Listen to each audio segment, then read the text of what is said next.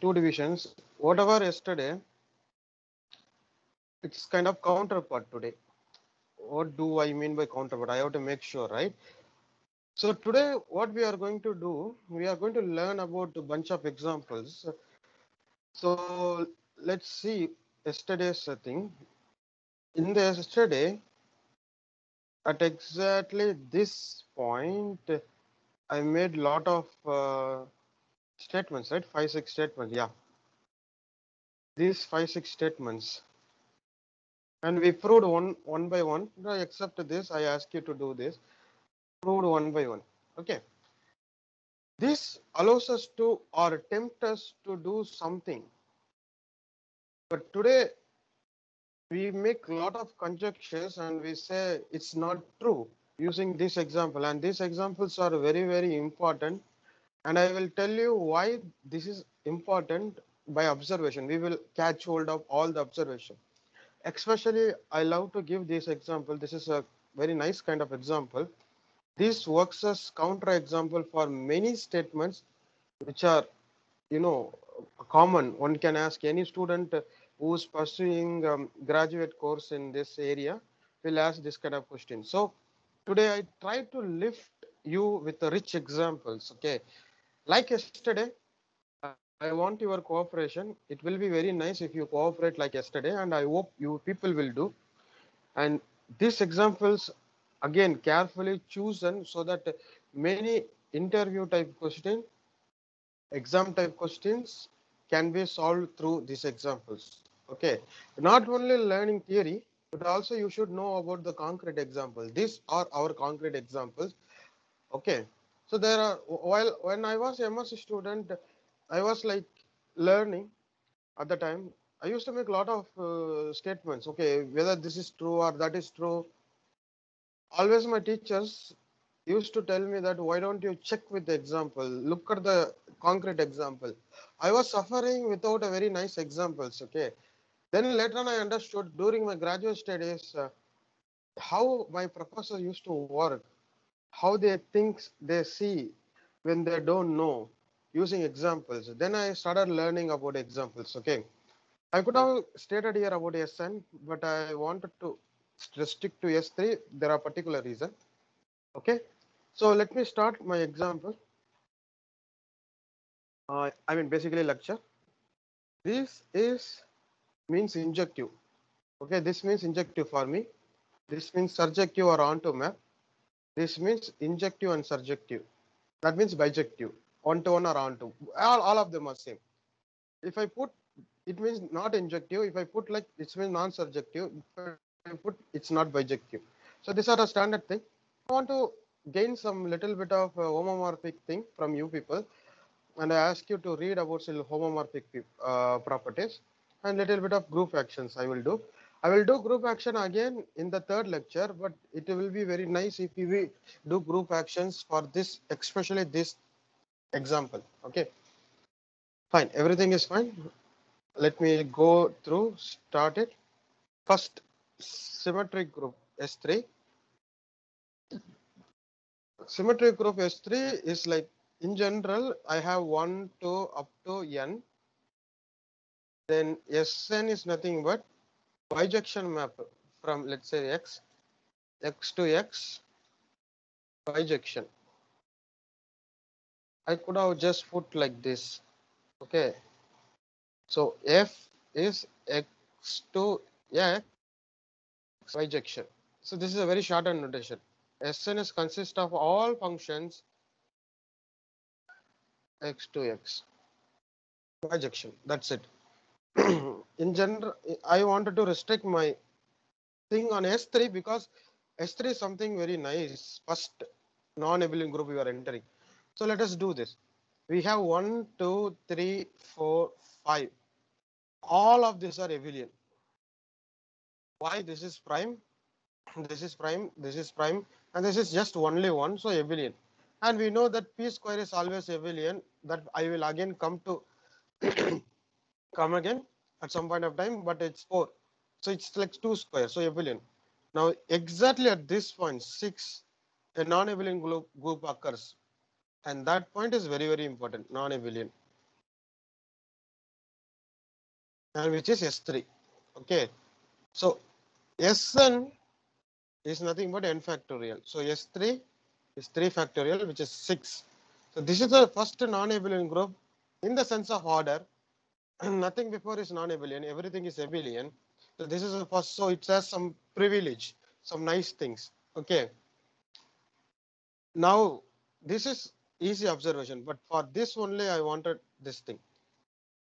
By Lagrange's theorem, if you see Lagrange's theorem, suppose I have I have a S3, then H divides 6.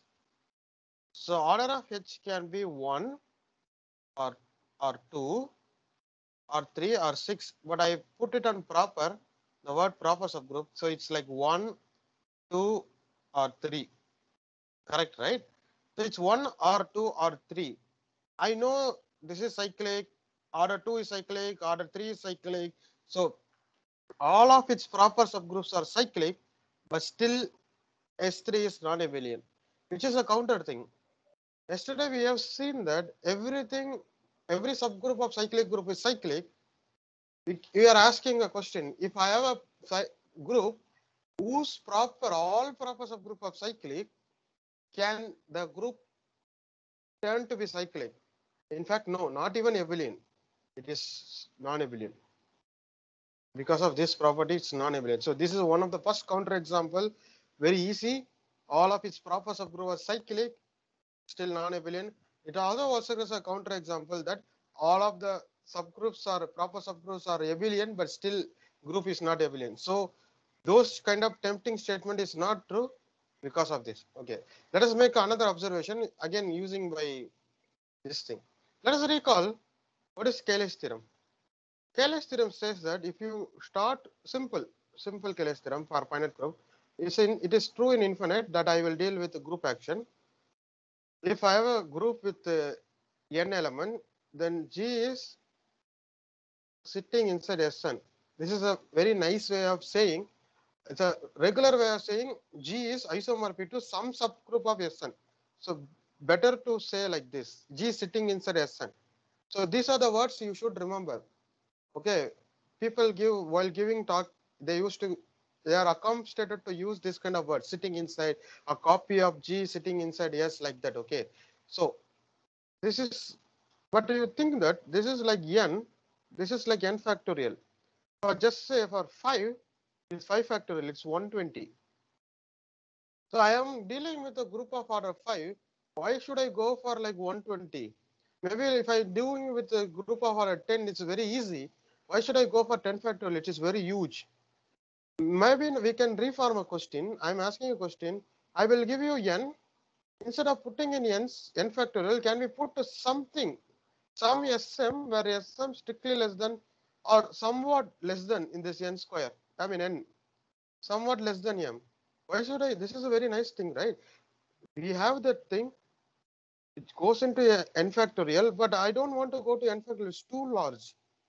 So it's indeed not true. Hello? Everything is fine, right? Yes, it's fine. Okay. Fine. So now for Z3, I can throw inside S3. That is a Cayley's theorem says that Z3 can throw into S3. But if you go for S2 or S1, S1 order is 1 factorial is 1, S2 order is 2 factorial, it's also 2. So Z3 cannot go inside because it's injectively cannot go. Order is 2 and 3. So the Cayley's theorem has some kind of restriction. So we have to pay the price, the n factorial. We have to somewhat pay the price. Correct? Somewhat pay the price. We will see the same kind of thing for Q8, the quaternion group of order 8. I will tell you, but little bit about Sn. Sn is n factorial. Why it is n factorial? It is basically a function from 1 to up to n to itself, injective and surjective. So bijective function. So it can be written as like, one and notation. So here I have a n choice.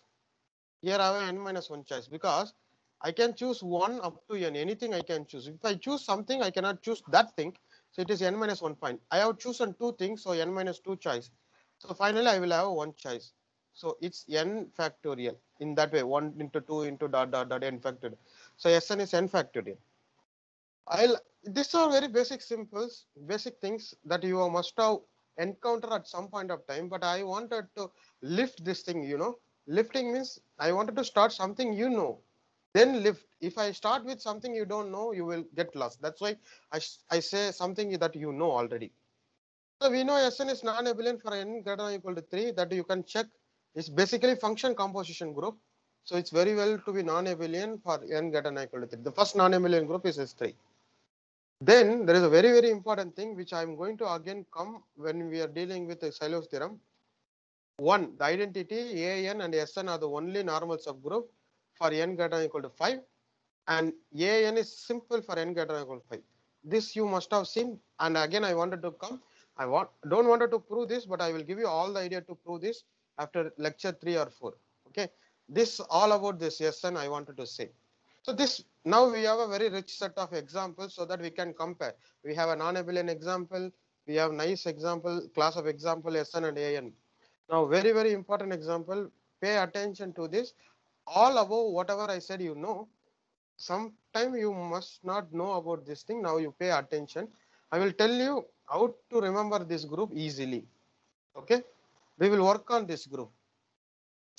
I will completely demonstrate on this group.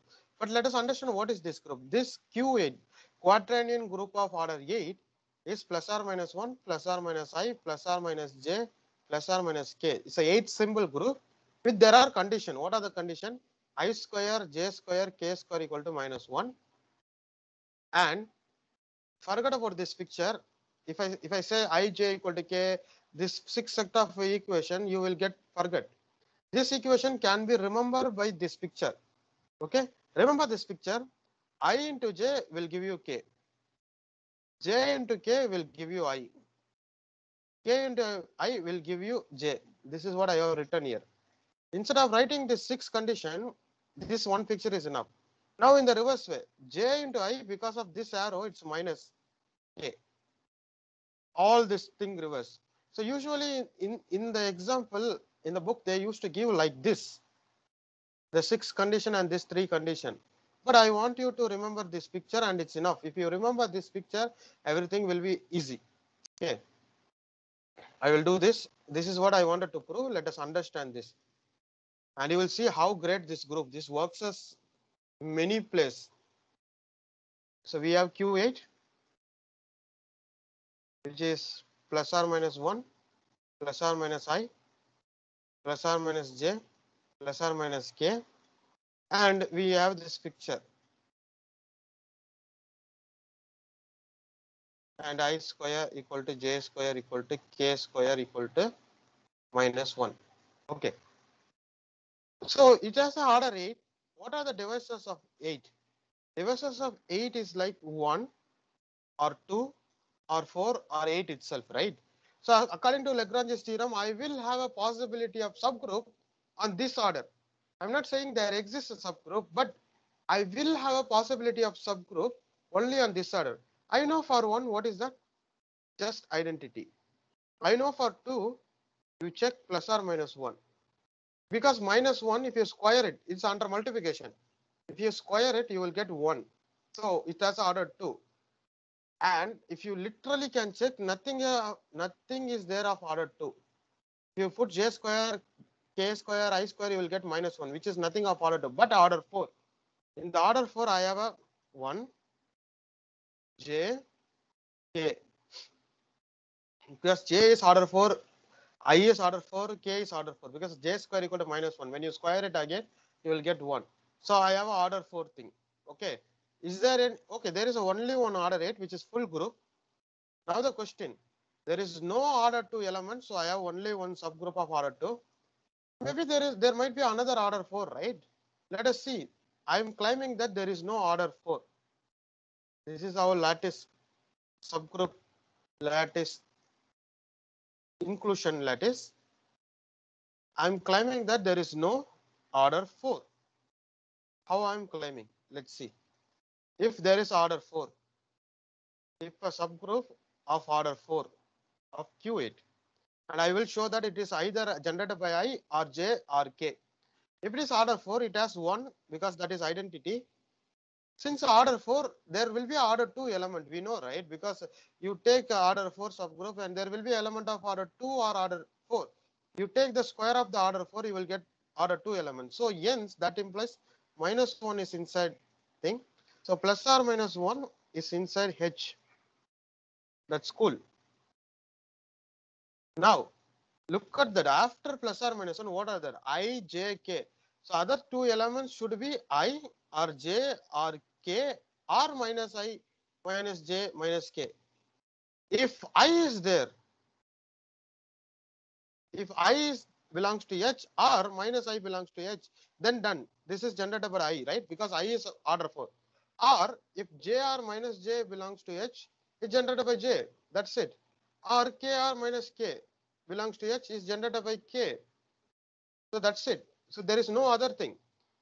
There are elements, there are 4 elements I said initially, which is like plus or minus 1 there. Apart from plus or minus 1, there should be some elements from here, right?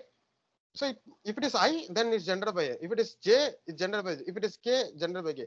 If there is a minus I, if you multiply with minus 1, you will get I plus I. So in that sense, only these are the thing. So this is a subgroup lattice.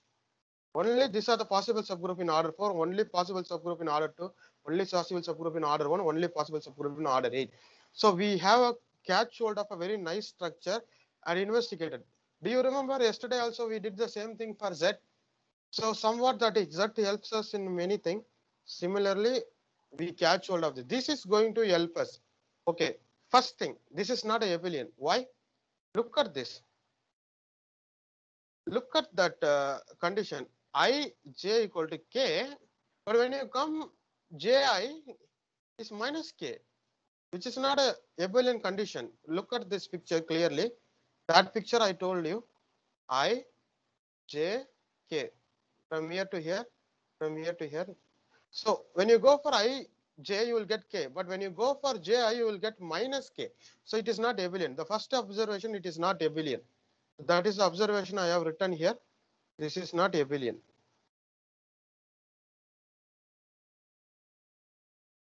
This is not abelian, and it's the next non-abelian group. Okay, this is the next non-abelian group.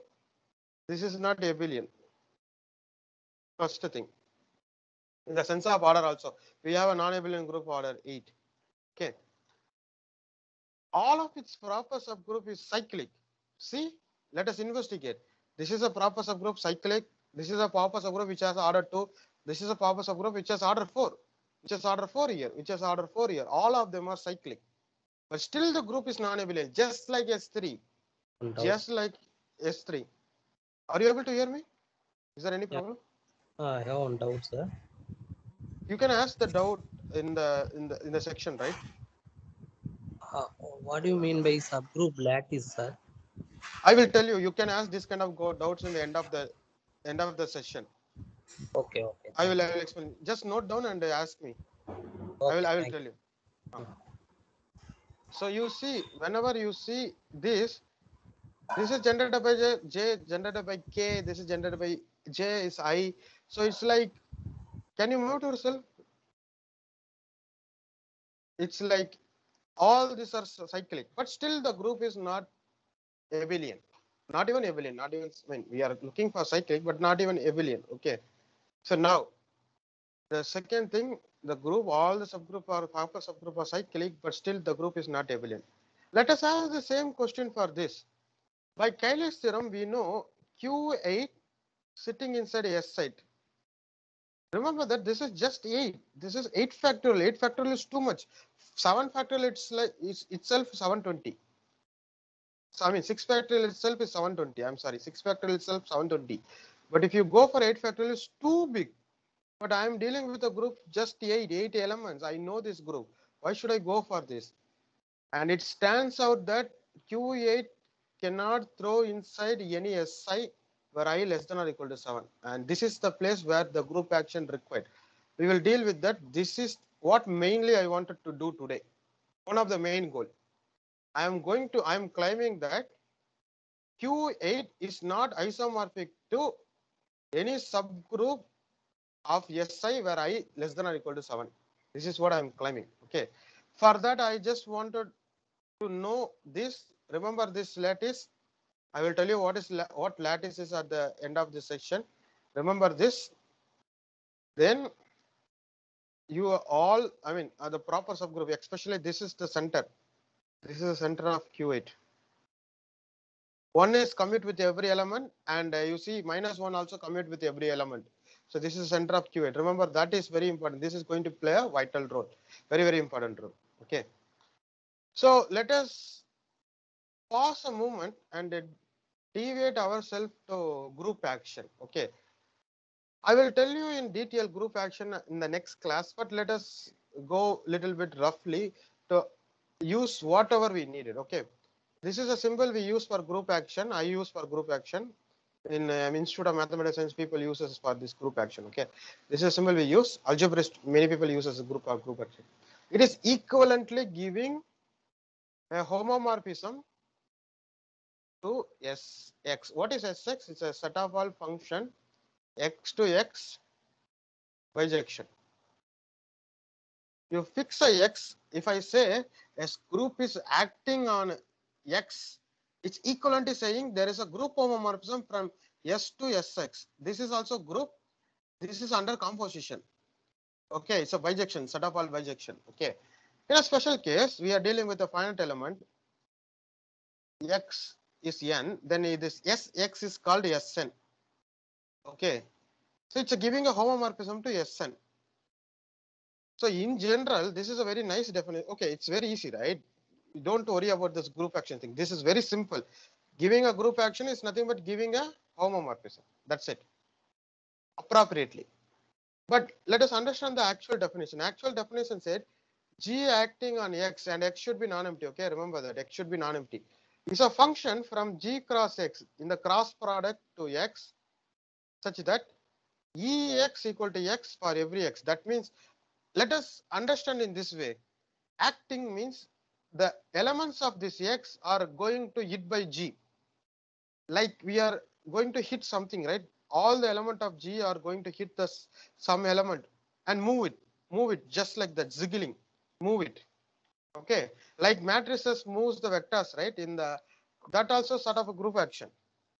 Matrices hits a vector and it changes like that every group element, and we expect that identity element does not move, should not move the X. This is the first condition. Identity element should not move the X. This is the one condition. Second condition, you take two element, you multiply in G, get G3. After that you hit the X, or first you hit with G2, then hit with G1. It should be same. This is a compatibility condition. These two conditions I require. I will tell you again. Identity element will not move any X for every X. Okay, for every X. And this is for every X in X and G1 comma G2 in G. Okay. First you hit by G1, sorry G2, then hit by G1. That is same as you group multiply, you will get G3, then X. It's same as. People who are good, I mean, who are accommodated to read in a high-end Ashton book will not find this is in the book. Okay, I also don't find when I was in BSc, but in MSc, all the modern book uses this idea. Group action is one of the very, very important concept, and which is a central concept. Most of the named theorem in group theory can be proved. The basic theorem can be proved using group action, and it's very, very important for research perspective. Okay. So I think you have understood, and simply you understand like this. Group action is nothing but giving a homomorphism or satisfying these two conditions. That's it. That's it, the group action. Okay.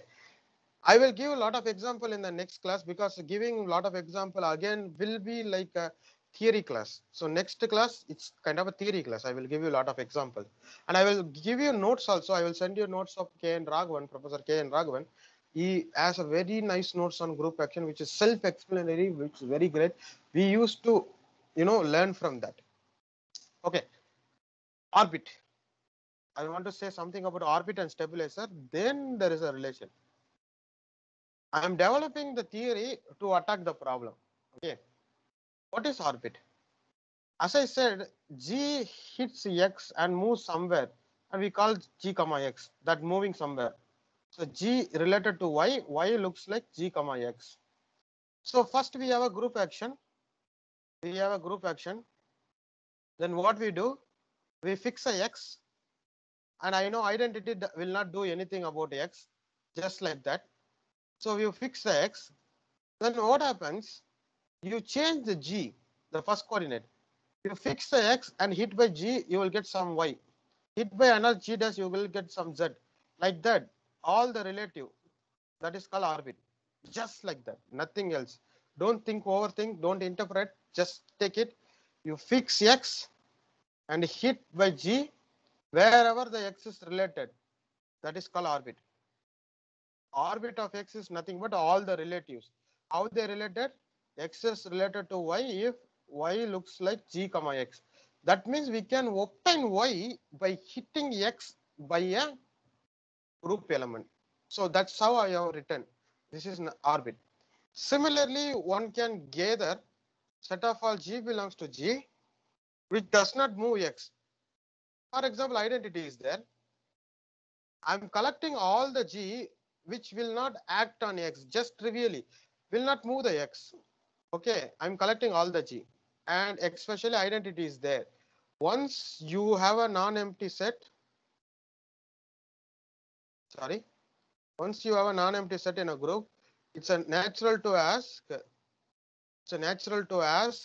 whether this is a subgroup or not. Okay, check it and actually prove it. This is a subgroup of G. Okay, this is a subgroup. Whenever you have a, for each X, remember each X. Now we have a orbit, we have a stabilizer. This is called stabilizer. The word stabilizers means it stabilizes X. It does not do anything, no moving, nothing, no funny job, no funny business. Just it acts on X, just like that. So it's a stabilizer. Okay. So the kernel of the action is actually intersection of all the stabilizer. Means I'm collecting all the G belongs to G, G comma X equal to X for every X. That's what it means. So it's a subgroup. Intersection of the all the subgroup is a subgroup. It's a subgroup of G. And the fact is stabilizer is a subgroup. And the fact is the kernel of the action is the kernel of the homomorphism. Okay. I will recall it again. Group action is nothing but giving this homomorphism. Actual definition is this. And we define what is orbit, what is stabilizer. Orbit is the relatives of X. Stabilizer nothing but which does not do anything about X. And the fact is stabilizer is a subgroup. And this is what orbit stabilizer theorem. This is very, very important. Orbit stabilizer theorem. This is very, very important. Okay. Orbit stabilizer theorem. Orbit stabilizer theorem says that there is a connection between the orbit and stabilizer. This orbit of X is bijective. Remember that this is not a group. This is not a group. This is not a group. This is just a set, non-empty set. So I can talk about that only. Bijective to G over stabilizer of X. There is a bijection. In particular, if group is finite, this is a formula. So if you don't understand whatever I said, forget about it. You go through the video again. But this statement is very important. That's it. If you understand this statement, I will be very happy.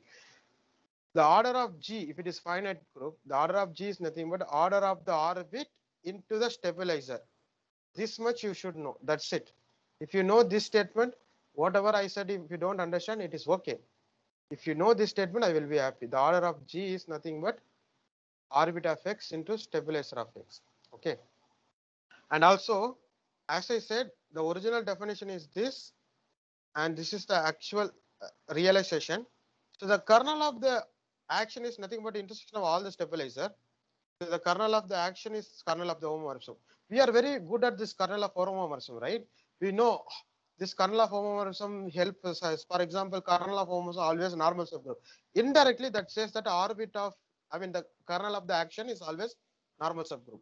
But in our question, we are going from here to here, not from gaining energy from here, but gaining energy to going here to do it. Okay. So let us come back to original problem. What is our original problem? We have described what is Q8.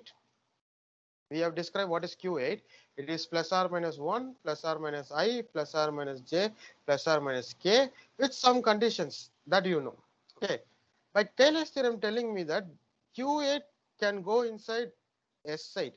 It can be visualized as a subgroup of S site. But why not S7 or S6 or S? Okay. First of all, let us answer why not S1, why not S2, and why not S3, and why not S4, S5, S6, S7. Why not S1? Because the order is 1, this is 8, no. Order is 2, this is 8, no. Order is 6, and this is 8, no. Now, here we cannot say like that. This order is 24, this order is 120, this order is 720, and this is much, much bigger, 720 into 7, something very high. Okay. So we cannot use the argument of the order. This is 8, so it will not sit inside that. We cannot use. So we have to generalize notion. Okay. So in a generalized notion, what I am saying, Q8 cannot sit injectively. Cannot sit injectively. I said cannot sit injectively, right? So what I am doing, let us take a homomorphism. I will prove the kernel. I will prove kernel of phi is always greater than or equal to 2. You know, right? Injective homomorphism means kernel should be trivial, just one element. If kernel is not trivial, it cannot be injective. That I'm going to use. Okay. I am taking a random homomorphism, fix I, but I less than or equal to 7. Okay. Fix I less than or equal to 7. My claim is that you take any homomorphism, any group homomorphism from Q8 to Si, which is not injective, then I am done, right? Because there is no injective homomorphism, then how can I visualize as a subgroup of Si where I less than or equal to 7? Okay. So Q8 acting on 1, 2, 3. So I just told you this is equivalent to say Q8 acting. Okay. Q8 is acting.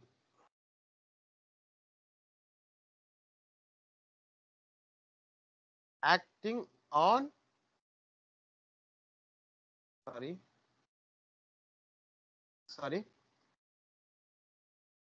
acting on 1 to I.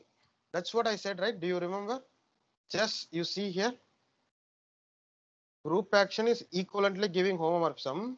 If you give homomorphism, is equivalently giving group action, right? Goes from here to here.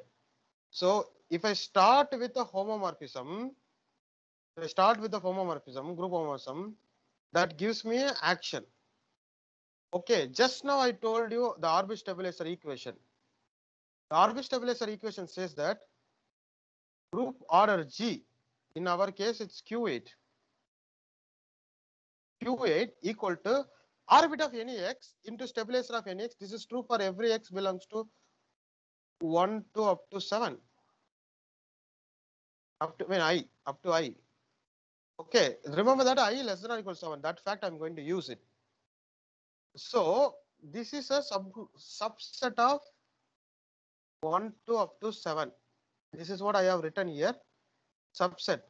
So this side we know that is 8. This side we know that is 8. This side we know it's orbit of x, stabilizer of x. So the stabilizer is nothing but 8 divided by orbit of x. But remember that this orbit of x is a subset of 1 to up to I, and I less than or equal to 7 says that 8 divided by something which is less than or equal to 7. This is greater than 1. Correct? This is greater than 1.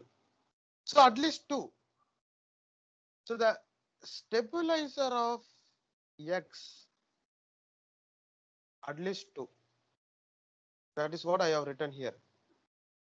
But we know about Q8, something about Q8. Let us go back. We know something about Q8. Listen carefully. This is a very key point. Look at this. This is a subgroup lattice. Look at this. There is only one subgroup. So whatever we said, what we said, just we said like, let me write it in red pen. We said there that give me a moment. Stabilizer of X is greater than or equal to 2 for every X. So that means you see there is a 2 subgroup here, which is everywhere. Subgroup of everything. That means stabilizer of X contains plus or minus 1. That's why I did this thing. Okay. I will tell you again. We have proved that stabilizer of X is must be greater than or equal to 2. So plus or minus 1, because this plus or minus 1 sitting everywhere. So stabilizer must contain plus or minus 1 for every X. I mean I for every X in this. So let us come back to this original thing. So what we said, look at the Q8, only subgroup of order 2 is 2. So that means the center, it's contained in every stabilizer. That means center is also contained in every stabilizer intersection. That means center is contained in Q8. That means kernel of phi is greater than or equal to 2. How can it be injective? I will go through. This is a very, very important thing. I will go through it once again. Forget about group action. Think about this.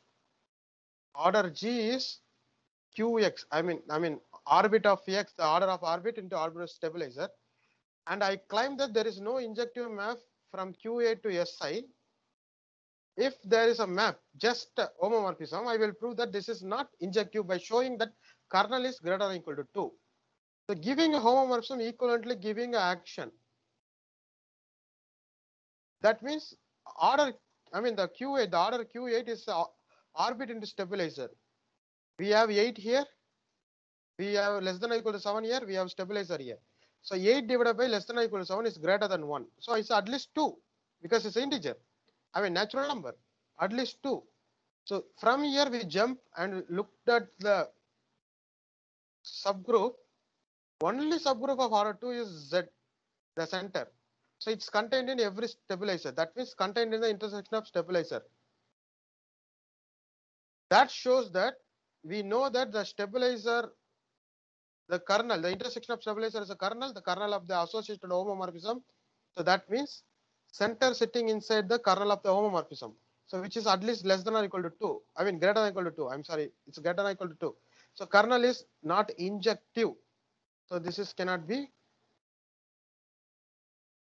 It's not trivial. It cannot be injective. So that conclusion is Q8 is not sitting inside SI for every I less than or equal to 7.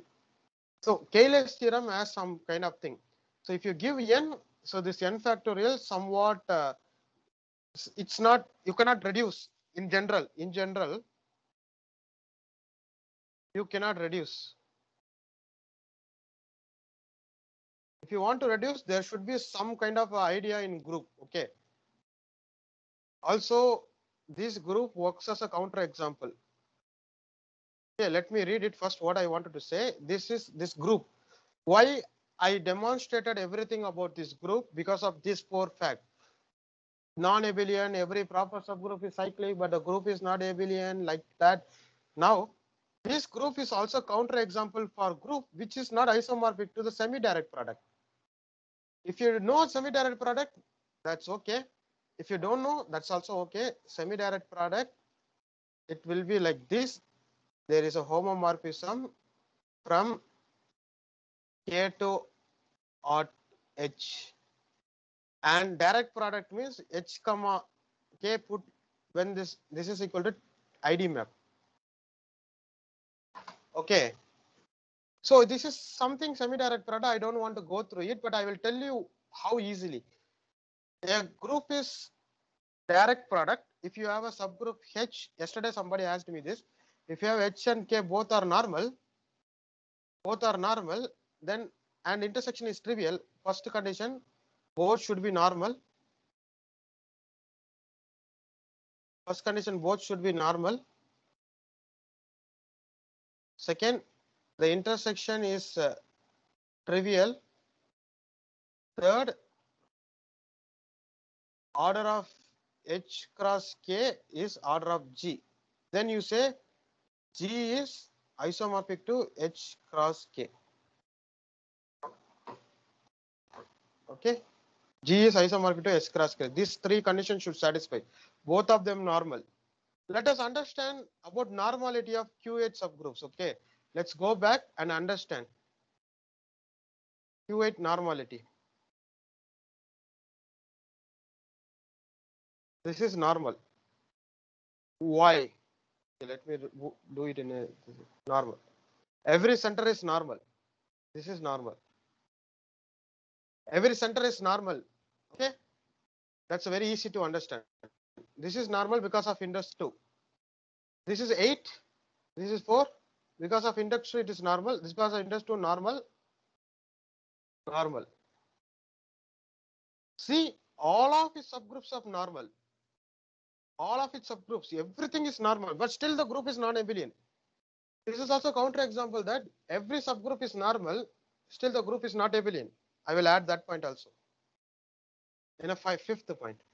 This is also counterexample. Every subgroup is normal, but still group is not abelian. Okay.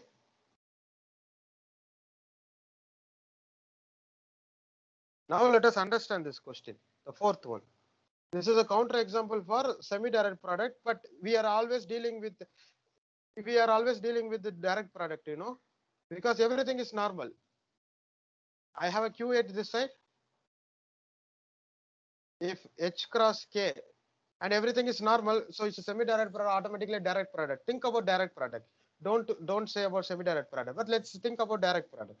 H cross K and H comma K, proper normal subgroup. So this side we have 8. Q8 order is 8. This side is H. This side is K. Right? So I said proper. So H is also proper. K is also proper and non-trivial. If it is trivial, it's easy. If it is trivial, if it is something is trivial, K should be at 8. Or K is trivial, H should be at 8. So it cannot be proper. Once if you say something proper, one of them is proper, then another should be non-trivial. Okay. So H is there, K is there, both of them subgroup of Q8, which is proper and not trivial. In a sense, it is not trivial. So order of H can be 2. That implies order of K can be 4, or order of H can be 4 implies order of K is 2. But let us again go do the group. There is only one element in order 1, plus or minus 1, I, J, K and Q8. This is a subgroup lattice. I will tell you what is subgroup lattice later in this class, maybe in the tutorial section. Remember, there is only one guy and it's sitting everywhere. How can H intersection K is non-trivial? I mean trivial. It is impossible. It is impossible because this one guy sitting here, everywhere. But I told you the condition. What are the condition? I needed two normal subgroup. The intersection is trivial and group should be equal. The intersection cannot be trivial because there is only one order 2 subgroup. It's sitting everywhere. Everywhere. So if you have a order subgroup, any H intersect on K, it's not trivial. The K is nothing but order G. Any H is non-trivial. So that violates this condition. What condition? Triviality. The intersection is trivial. The triviality condition in thing. That's why this is not product of anything. So you see something very nice. You see something very nice. What is the nice thing? Still very simple order like 8 having this kind of complicated structure. Just we are dealing with a group of order 8, but still it has a lot of problem. The problem number 1, it is not abelian, but all the subgroup is cyclic. It's not abelian, but all the subgroups are normal, and it is not can be broken. It cannot be broken into two smaller pieces, nicely smaller pieces. So this itself says something about this. Q8 itself is very complicated, and it works as a counter example of many. Fine. So let us move. Let us pause a moment, and let me move to the next thing. Okay, what is the next thing? D2n. Dihedral group. Some authors like Michael Artin uses Dn, but I prefer to use D2n. Dammit uses D2n. I use D2n. Michael Artin used Dn. Okay, don't get confused. This is the group. This is the condition. What is a group? 1 r square r n power minus 1 s rs r square s. Just symbolically, what they will do? This is generated by r comma s, such that they symbolically they say like r comma s such that r power n equal to 1, s square equal to 1 equal to r n minus 1. This is how symbolically they writes. Okay, it can be understood through geometry. It's a nice symmetries of polygons, n-gons. Can be understood through geometry. That will be more insightful, but we are not doing that. We are trying to abstraction. You can say that look at this condition, this particular condition. It says that s or s equal to r n minus 1. That means this is if and only if s r n minus 1. Yes, this says that this is not abelian if n greater than or equal to 3. If n greater than or equal to 3, this is not 1. This is not 1. Okay. Can somebody mute yourself, please, because it's too loud. Okay. So that's what I note down here. D2n is not abelian because of the very condition. This is a very, very important condition. It's non-abelian for n greater than or equal to 3, and it is always an even number. Always a even number. That's why this 2n is appears. Okay.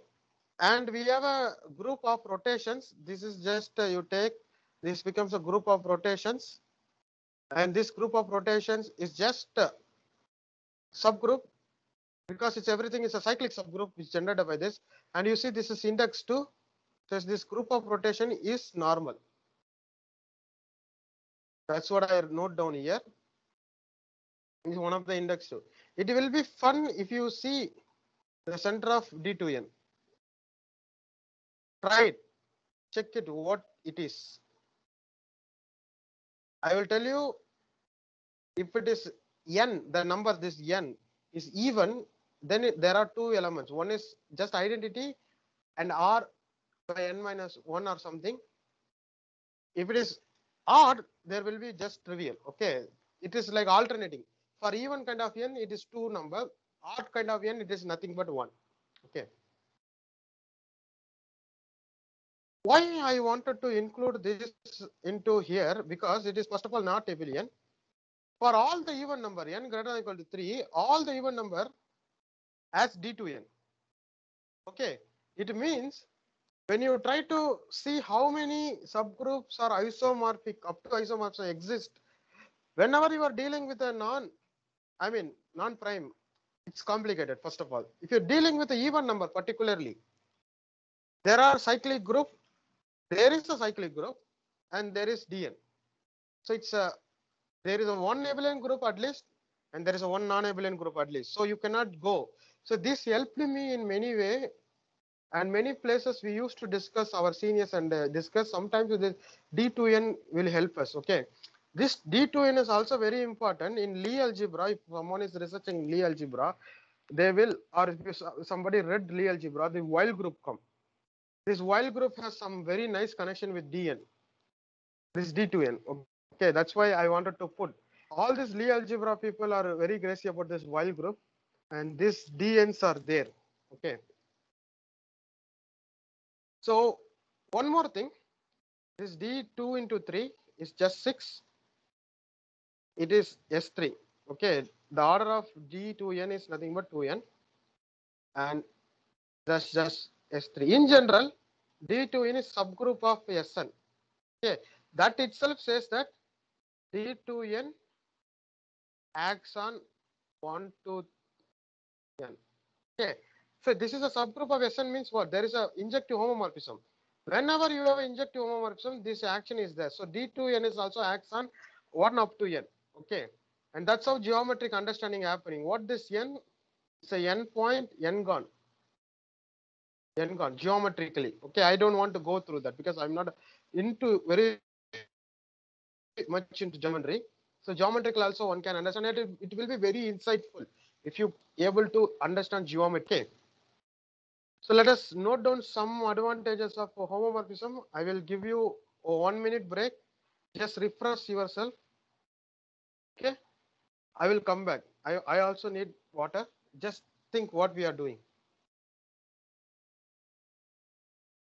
Just go through slowly backwards.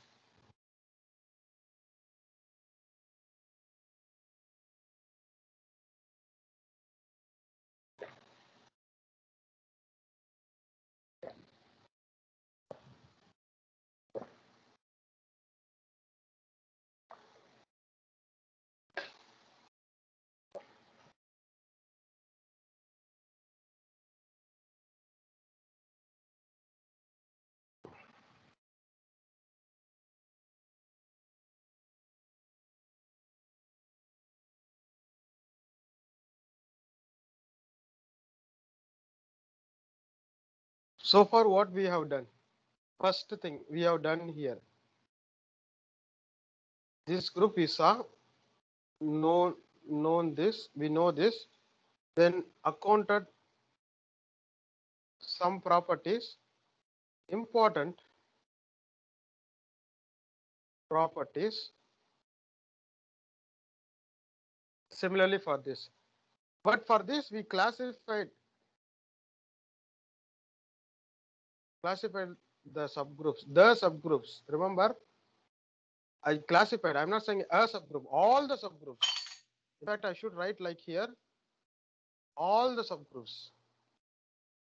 All the subgroups. Okay. And we saw something about D2N. Okay. This is one. So up to this, we are okay. Now, I wanted to go to this, but before this, I wanted to go through about homomorphism, some advantages that will be helpful here. Okay, let's go.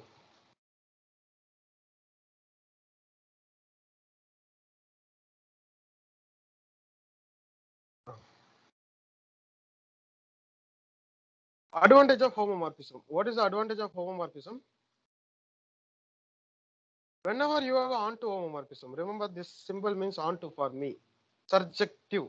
That means every element here has a pre-image. Every element has a pre-image. Whenever I have onto homomorphism, the normal subgroup here, when you pull back it is true. Even it is actually it's not onto is just this itself is enough. Okay, whenever you have a normal subgroup, pull back, you will get the normal subgroup. Pull back in topology, we must have used this term again and again. Pull back. pull back up, close set is closed, pull back up, open set is open, like that. Pull back up, normal subgroup is normal. That's what I use. I say, let us see. This is a definition. What is a pullback? I am sure that you must have comfortable with the pullback because of topology and real analysis, complex analysis. Pullbacking. This is the meaning. Okay. Climb P inverse of pullback is normal. Whenever this is normal. So this symbol is stand for normal. This symbol just for subgroup, this symbol for normal. Damit and Foot uses that thing. Okay, many people uses nowadays. Okay, what? Okay. Now, to show something is a normal subgroup, I have to multiply by G in this side and that group, sum n and G that side for every G, and see whether this belongs to again like this. Let's see. So what is the condition? The condition is something belongs to here. Condition is it's look like. I'm using the word look like. This look like P inverse of n such that n belongs to n. Or in a nicer way, if I write it in a nice way, I'm collecting all x belongs to G such that phi x belongs to n, and this n is in H in codomain. So I have to apply the phi here, G P inverse n, G inverse, but I know this is homomorphism. I can write like this. Phi inverse get cancel, just n, P G, and homomorphism shows us like this. This belongs to n because n is normal. In H, this is belongs to H, this is belongs to H, and this is H n H inverse. So this belongs to n. So that shows that G phi inverse of n, G inverse belongs to phi inverse of n. So what did I do? I just said like that. Forget about the proof. If you don't understand the proof, look at the video, you will understand. What I say, whenever you have a group homomorphism, you pull back from here a normal subgroup, you will get it. This will help us to understand GLN of F. Okay, remember this will help us to understand. So I hold back this thing, and now let's go to one of the very nice example, which is also very important example in my life. This is asked in interview. In my interview in IMSC asked, but why didn't I told you yesterday? Because it is not a theoretical kind of question. It can be treated as a theoretical kind of question, as well as a concrete, because this group is concrete. I would like to introduce this group, and I'm sure half of you, at least half of you, must have not seen this group, even faculties. I'm really sure you must have not seen this group. Okay, this is one of the very beautiful group, peculiar group, has very nice property. This is abelian, but has a very nice thing. Okay, let's see. What is this group? Actually, this is not a single group. This is a class of group. For each P, we can construct such a group. I wanted to show you how to construct this group. This is very nice thing.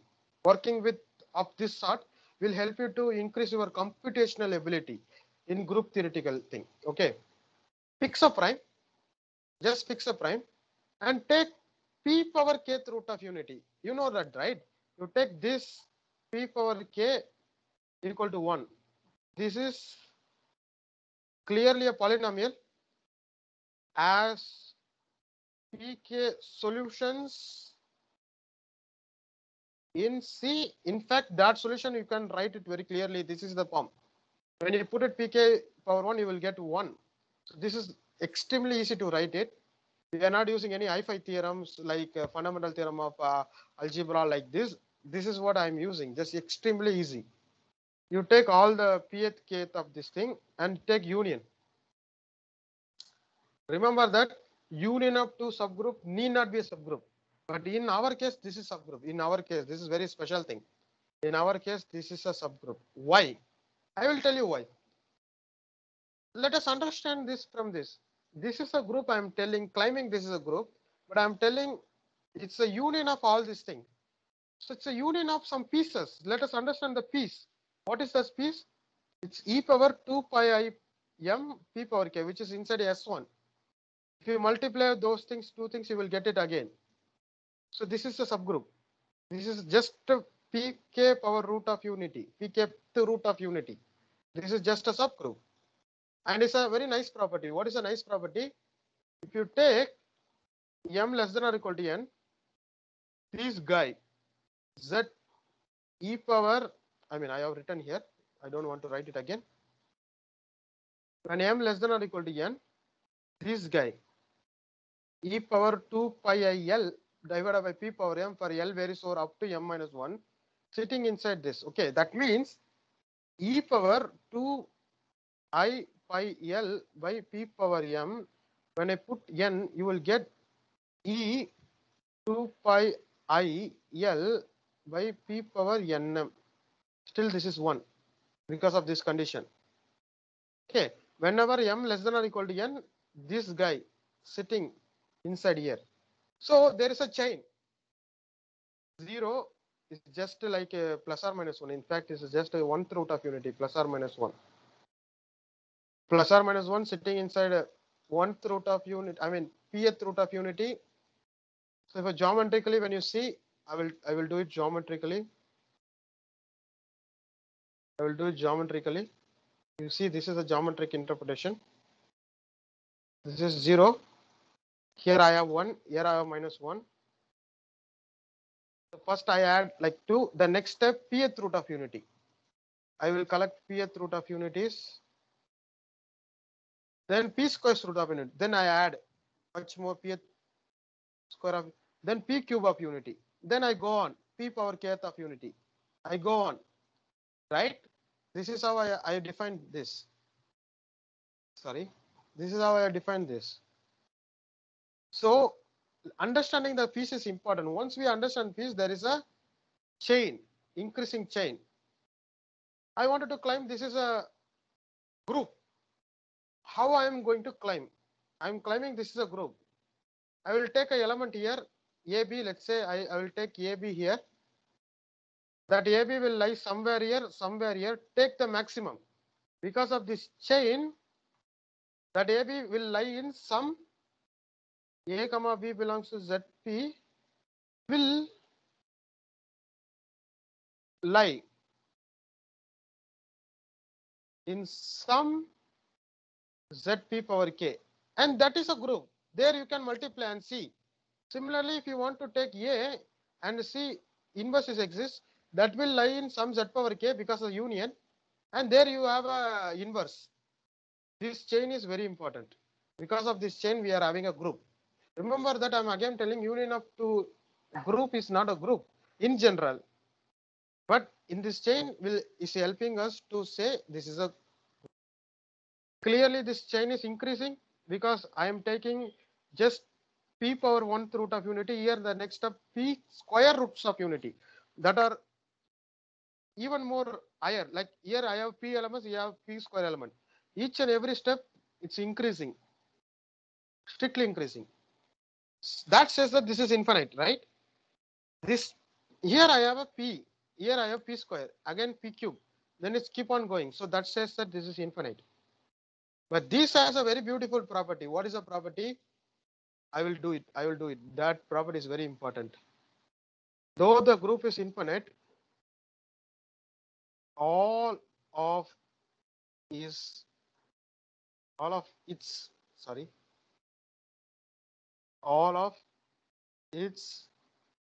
proper subgroups are finite.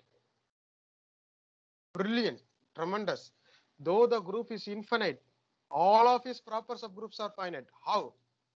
Let us understand how this constructed. This constructed is a union of k equal to 0 to infinity zp power k's, right?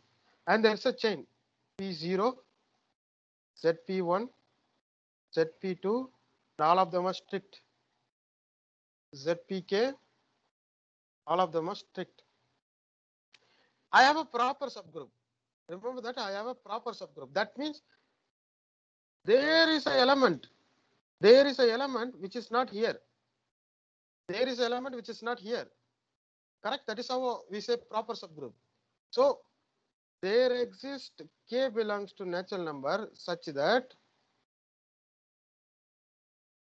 some x belongs to z p power k, but x is not in H. So the claim is H is contained in k equal to 0 to okay. Let me put it like I, different notation. There exists some L such that this is not happening. And remember that I'm taking the finite union. So this is a finite. So H must be finite. Okay, H must be finite.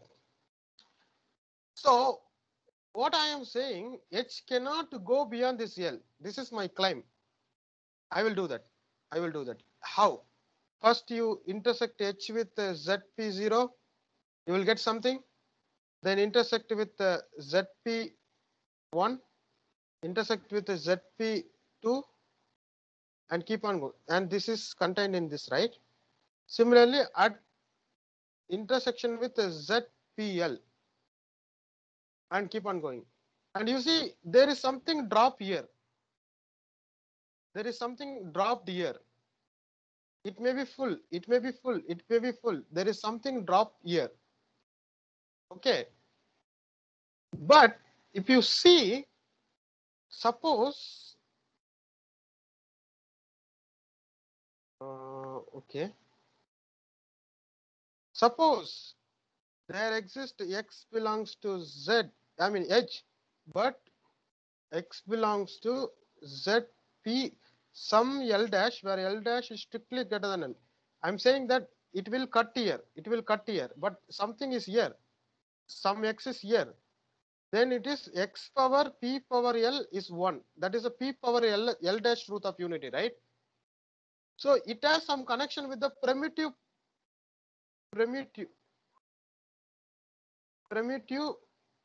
p power Lth root of unity. That is a generator.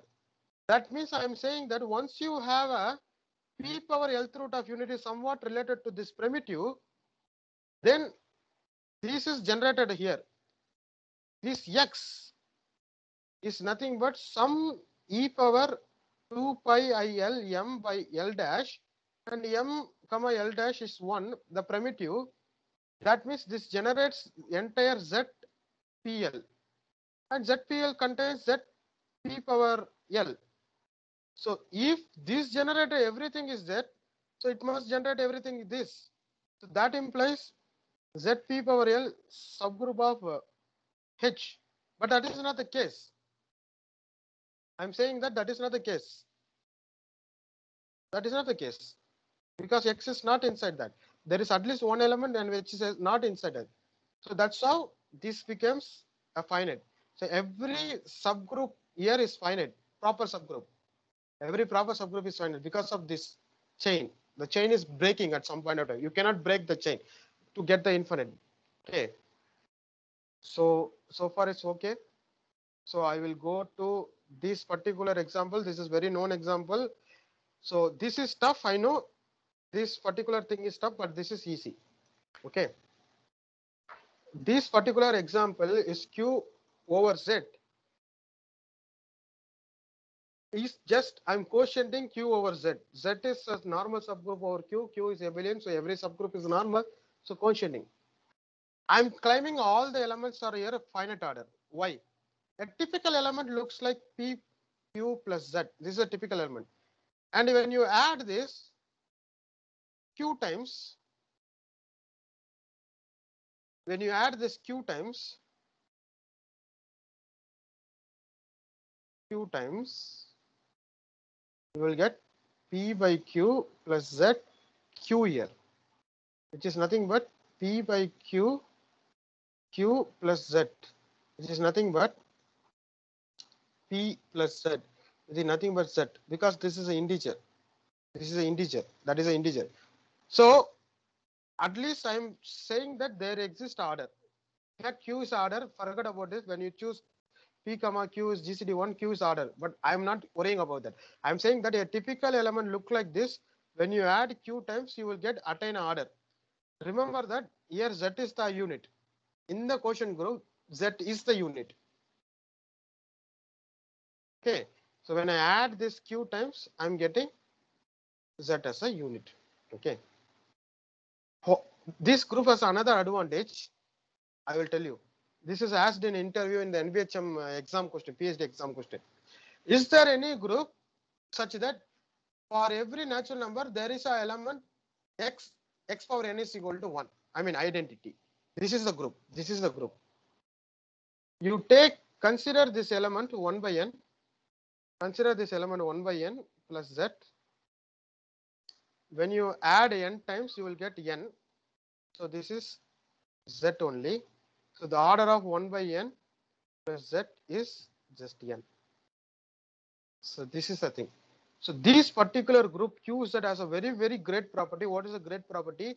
Given any natural number, there exists x belongs to Q over Z such that x power n equal to 1. How large it doesn't matter. 1 crore, 2 crore, 5 crore. You choose as long as you want. So one can find an element whose order, sorry, I have written it, whose order as large as he want, he or she want. He or she want. He or she need to pick a natural number. Then 1 by n plus z. Okay, 1 by n plus z. That number is just n. Okay, this is one of the NVHM question. And it also came in CSR. Many times I have seen. Okay, this is an example. Now let us go through this one. So before going through this, do you remember I have done this? G to S is a group homomorphism. G to H is a group homomorphism. And here normal subgroup pullbacks to normal subgroup. That I will use it here. So far, whatever we have done, let's recap it. I will do this in a moment, but whatever I have done, let's recall it. Let's go to the index page first. This is something I will note down. This is infinite group. All of its proper subgroups are finite. This one thing we have to note down. Okay. And each n belongs to natural number. There exists a x belongs to q over z. There exist many in fact, but at least there exists at least one x power n equal to identity. So this group contains order 1 element which is identity, order 2 element, order 3 element, order 4 element, order 5, 6, 7, 8, like blah blah blah blah blah. It's keep on increasing. So this is also one of the very, very, very powerful examples. Okay. Along with the example, I wanted to add one more example. Q plus. Okay. I don't want it to prove anything, but I will give you. Prove it. This is not cyclic. If it is cyclic, generated by one element, I will tell you the idea. If it is cyclic, generated by one element, that element will generate one, right? Like for example, if it is cyclic, G, it looks like some one elements looks like P by Q. Every elements look like P by Q. Every element here looks like P by Q. Suppose this generates Q, then 1 equal to P power n, Q power n, correct? Some n times, oh sorry, I'm sorry, not multiplicatively, additively. Some n times if I add, I will get 1. That shows that P, NP equal to Q. That shows something. What? There is some intrinsic relationship about GCD. Okay, if I choose GCD is equal to 1, there are some problem. Also, I want you to prove one more thing. every finitely generated subgroup of every finitely generated subgroup of Q is cyclic. That means if S is a finite set, you generate a subgroup. Smallest subgroup containing S. S is finite. Prove that is a cyclic. That generated by, you don't need to choose S, but you can choose just one element. Okay. That shows that Q is not finitely generated. Q is infinitely generated. And one can ask, what are the bases? Okay. So that's I'm going to do. Okay. I ask you to do two things that I'm going to do. One more thing, which is a little bit tough. The tough thing I'm going to do. Okay. Okay. Let's talk about Q plus.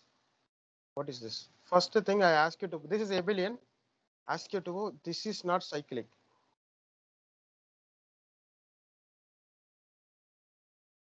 Second thing, every finitely generated subgroup is cyclic. That is, you take S, S is finite, S is subset of Q, generate a subgroup, smallest subgroup containing S, prove that this is cyclic. Okay, this is the second one. Third thing, this implies Q is not cyclic, right? So Q is not finitely generated. That means there exists no finite set such that S is Q. Okay. There exists no finite set where this S is Q.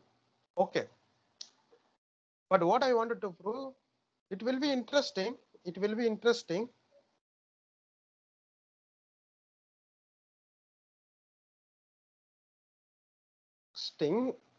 To ask what is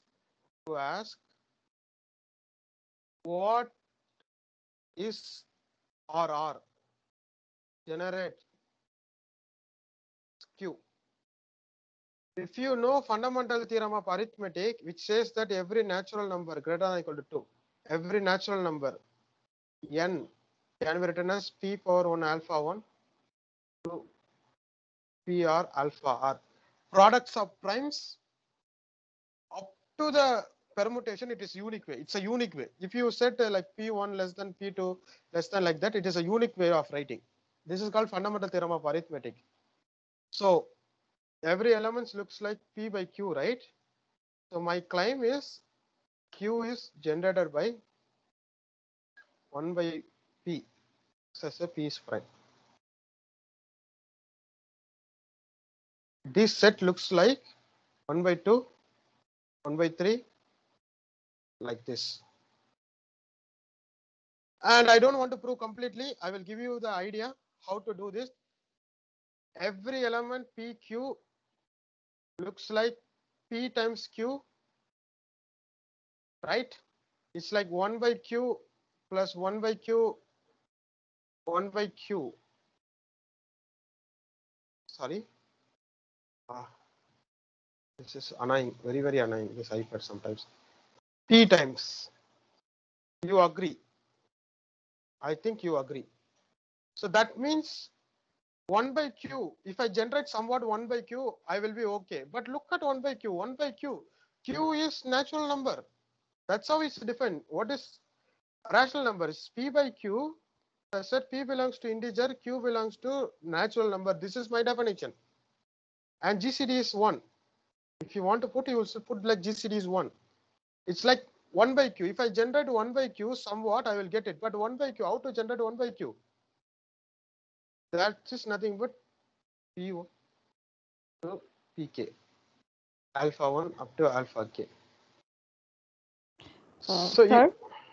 Hello? Yes, yes, Sir, yes. what if P is 0, then how can we show P and Q GCD have 1?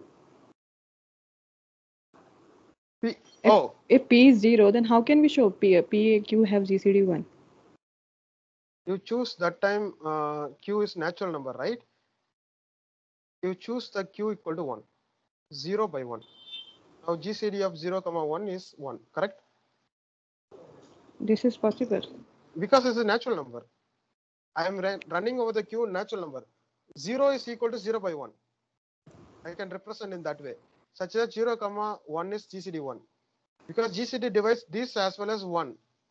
So 1 is divisor of 1 is 1. So in this way you can represent 0. Thank you. Thank you, sir. Oh, okay, fine. I prefer you to ask a lot of questions because I love to be here. Even if it is more than 40 minutes also I will be here in the end. Okay, fine. So this is the idea. Once you have this, can you somewhat write in terms of this prime things? Like, can you write in terms of something like prime? So something like 1 by P, something 1 by Q, something like that. So this is ideal. It lies here. Okay, it lies that exactly here. This is idea. Think about it. You can write it. Of course, you can write it. There is a way. Okay, think about it. I don't want to do it because this is very easy. If you think little bit, you will get it. If you don't get it, it is okay. Fine. Go to the internet, see how people are done about these things and understand. I'm sure that you can understand. If I am doing everything for you, you will be crippled. You will be crippled. Okay. So this is what I want to do. Next, look at this. I wanted to talk about GLN of FQ. But this we are going to come on discussion section. I'm not going to do anything here. Now this is for discussion section. Everything you are going to answer. You are going to answer me. But I wanted to talk about GLN of FQ. Okay.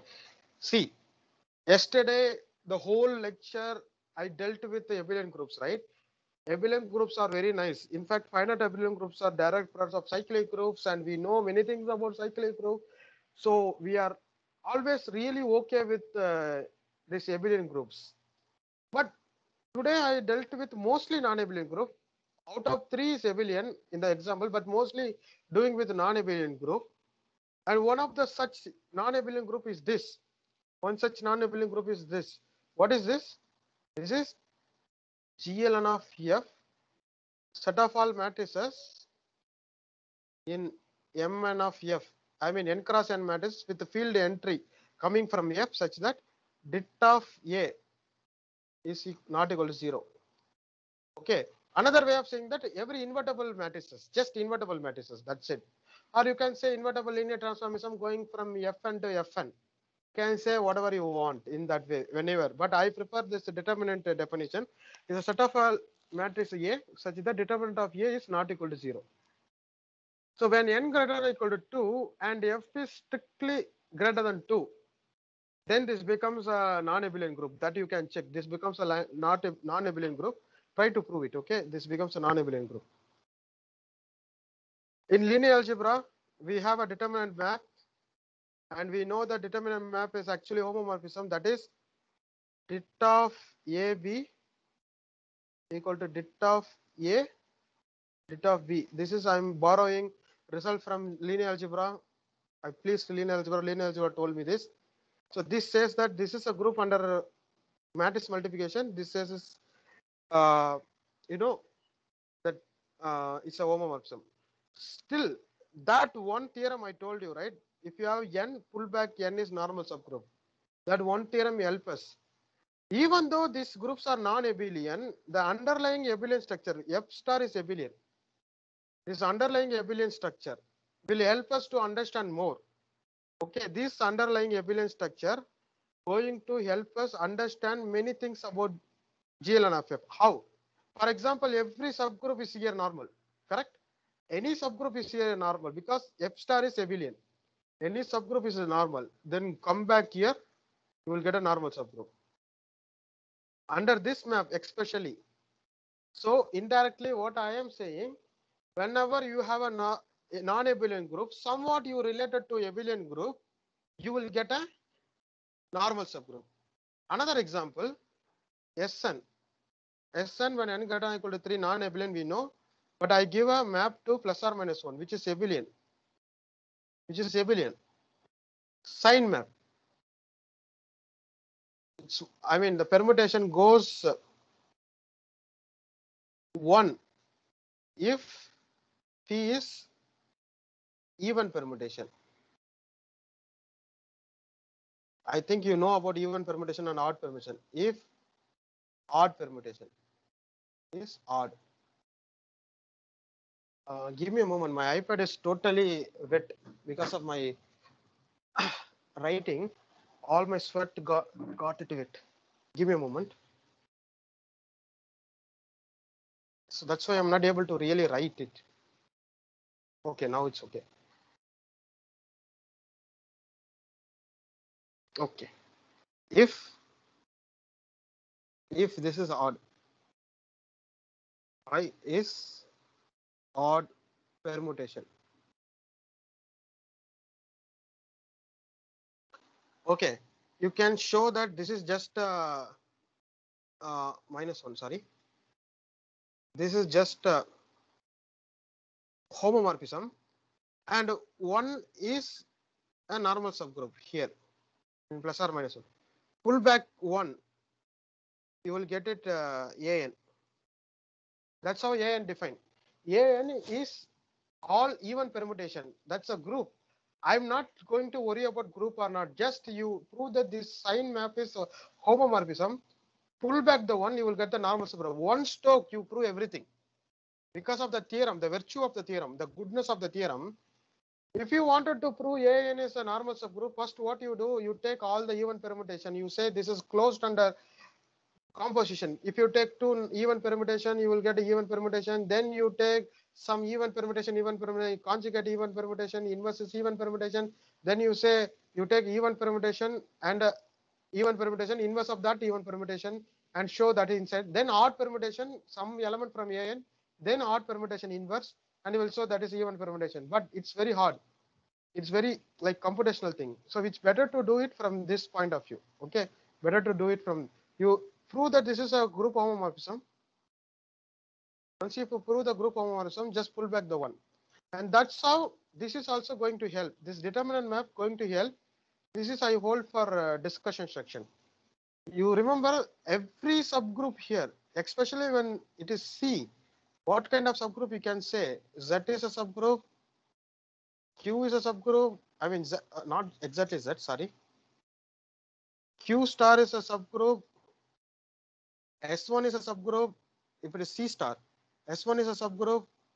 Just R greater than 0 is a subgroup. Q greater than 0 is a subgroup.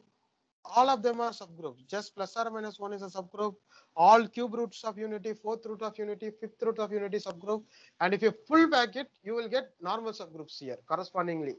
So the final emphasis is, even though these are non-abelian, okay, even though these are non-abelian, still it helps us to understand underlying abelian structure. Just like yesterday we saw Z somewhat helps us, right?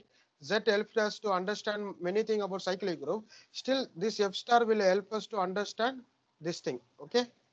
So I finish here. So let us stop the recording and we will go back to the discussion section. Okay. Shall we close the recording, sir? Yeah, sure, Jim.